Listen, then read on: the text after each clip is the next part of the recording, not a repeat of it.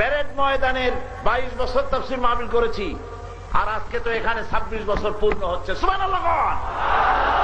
কে ঠেকাবি আল্লাহর কোরআন? ঠেকাতে পারবে কেউ? প্রথম দিনে চট্টগ্রাম তাফসীরুল কোরআন মাহফিল প্রথম দিনে প্যারেড ময়দানের শেষ দিনের মতো লোক হয়েছে। দ্বিতীয় দিনে আরো বেশি।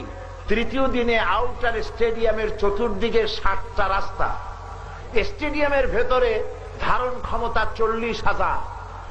স্টেডিয়াম ছেড়ে দেওয়া হয়েছে মেয়ে লোকদের জন্য। শেষ দিনে মাগরিব হওয়ার সাথে সাথে স্টেডিয়াম পূর্ণ হয়ে গিয়ে পাশের একটা রাস্তা দখল করেছে মেয়ে লোকেরা। আউটার স্টেডিয়াম এবং 6টা রাস্তা ভর্তি হয়ে গিয়ে মোনাজাত করেছি রাত 11টায় যখন, তখন কার্যত গোটা চট্টগ্রাম সিটি অচল হয়ে গিয়েছে। স্থানীয় পত্রিকা লিখেছে 12 থেকে 15 লক্ষ লোকের সমাবেশ হয়েছে। প্রথম দিনে 7 জন, দ্বিতীয় দিনে 9 জন, তৃতীয় দিনে মোনাজাতের আগে 23 জন, মোট 40 জন হিন্দু সপরিবার ইসলাম কবুল করেছেন।